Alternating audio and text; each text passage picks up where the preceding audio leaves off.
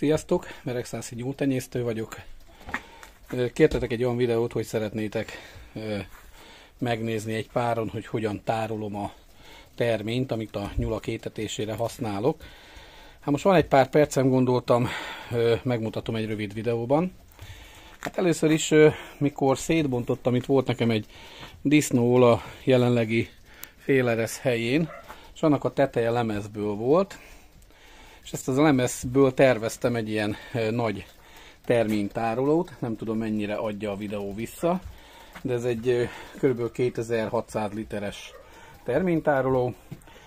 Ezt megterveztem, egy ismerősöm megheggeztette, és ebbe tárolom a zabot, ugye annak van a legnagyobb terjedelme.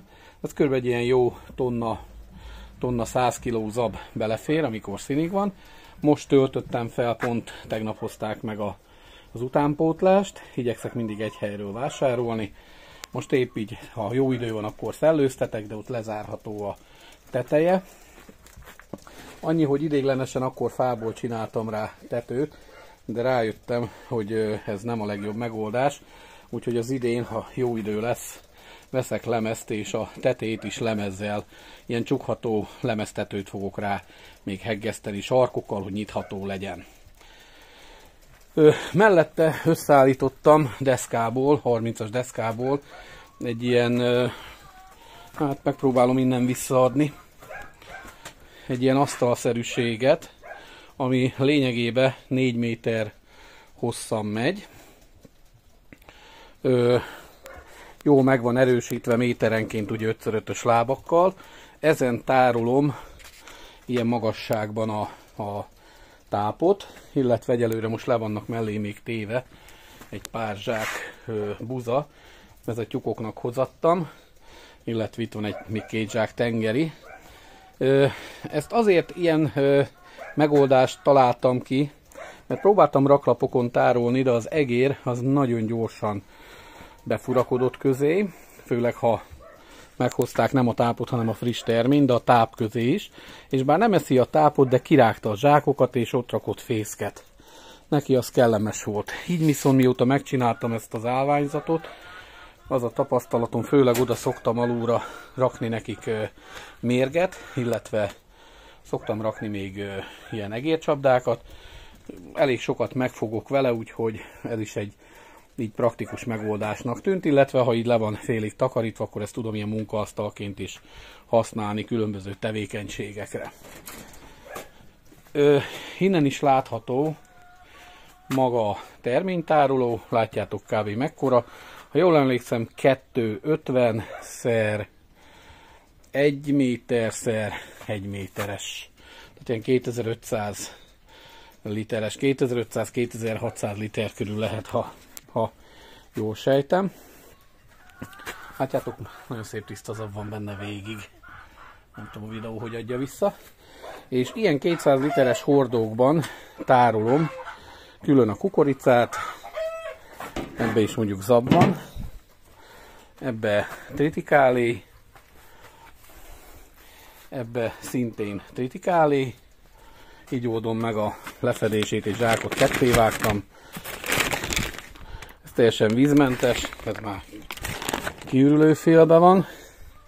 És itt a másikot szintén buza van benne, ebbe a hordóba, bár ott már lassan üres lesz. Tehát ilyen 200 literes hordókat használok tárolásra. Ezt akár kint is, ereszt nélkül is lehet ilyen 200 literes hordókban tárolni. Tavaly előttig így kint voltak. Siferrel volt, ilyen hullámpalával volt letakarva. Egy ilyennel be volt húzva. És általában az egerek olyan helyre volt téve, hogy kutyák minden körbe tudjon menni, és az egerek nem nagyon másztak bele. Bár tapasztalat azt mutatta, hogy csak szárazat érdemes beletenni, és érdemes folyamatosan cserélgetni, tehát használni kifele a hordókból. Tehát nem lehet benne például aratástól aratásig, hanem fel kell használni, mozgatni kell a mennyiséget.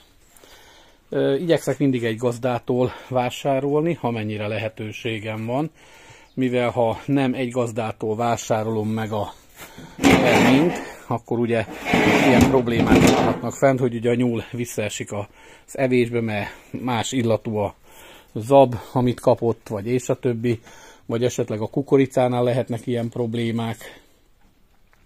Úgyhogy erre igyekszek odafigyelni. És így ezen pedig a tápot tárolom, mindig ezt is ilyen fél tonnát veszek egyszerre, mivel 4 hónapig jó a szavatossága, átlagosan mindig fel tudom időbe használni, jönnek is, vásárolnak is, visznek is tőlem, így mivel én nagy tételbe veszem, egy pici olcsóban jutok hozzá, így tovább tudom adni másoknak is egy minimális haszonnal. Ők is jó járnak, én is jó járok, úgyhogy elég kupi van, de na, ezt nézzétek el nekem. Ugye vásároltam egy kis, pontosabban, hát igen, cserébe jutottam hozzá a nyulakért cserébe, ehhez a darálóhoz, ez egy termény daráló.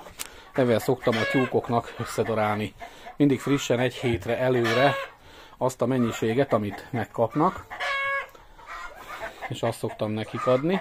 Ugye erről már beszéltem, és mutatom a szénát is, hát arra még nem született olyan jó megoldás. Közben mutatnám az egyik pannonfehér nyulam, pont tegnap fialt le, illetve ez a szép német óriás anyám is lefialt. Ő egy fiatal anya, 1 éves. Ez volt a második fialása, mert az első fialásból mindjárt mutatom a kicsiket.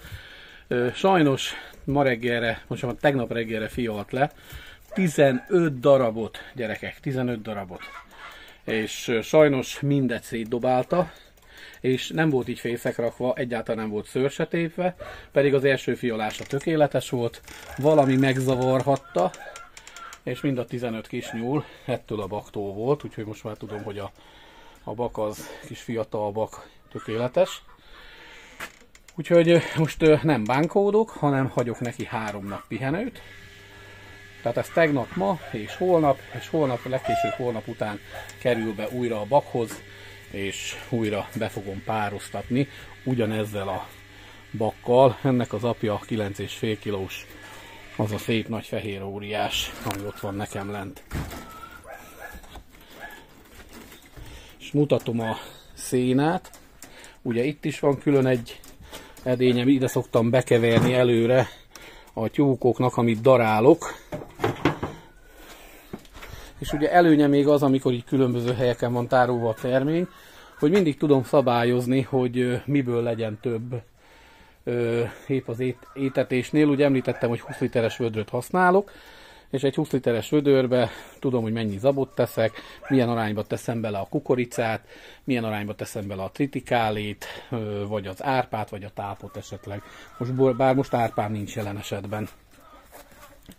Mutatom attól az anyától, aki 15-öt fialt most másodjára. Őtőle vannak ezek a kis szép kis hófehér nyuszik. Még 5 darab maradt, 7-et fialt. Sajnos 2-t eldobott, úgyhogy 5-öt nevelt fel.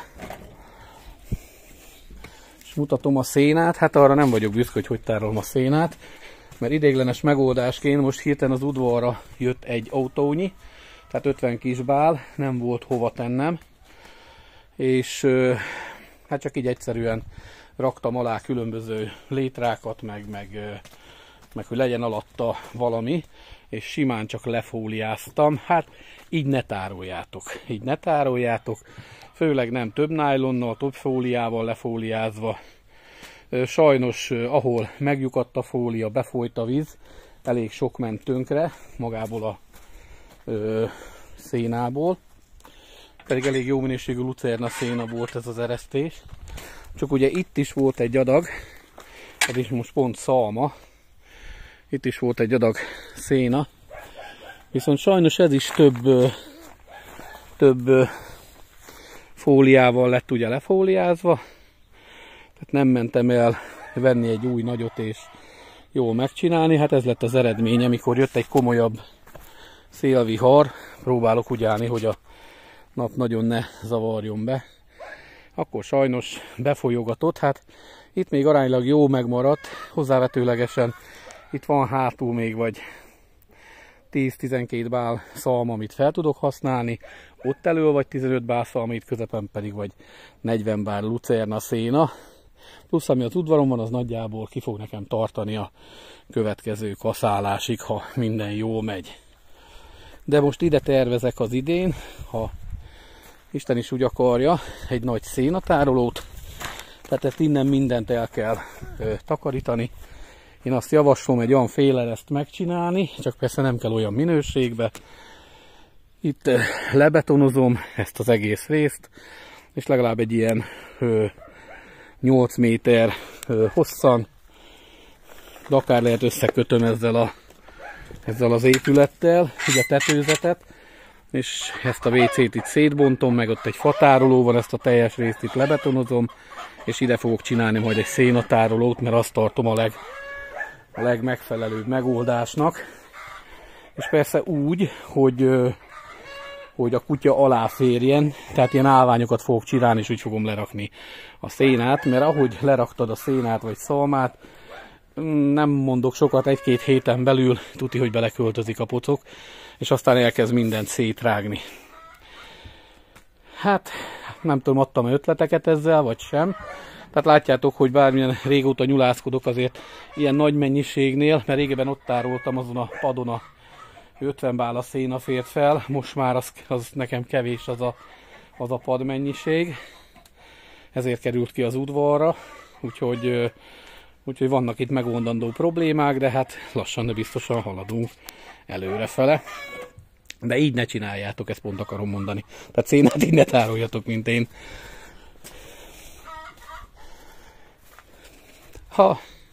Remélem kaptatok választ a kérdésetekre. Ha bármi kérdés felmerülne, kérlek kérdezzetek, szívesen válaszolok. Sziasztok!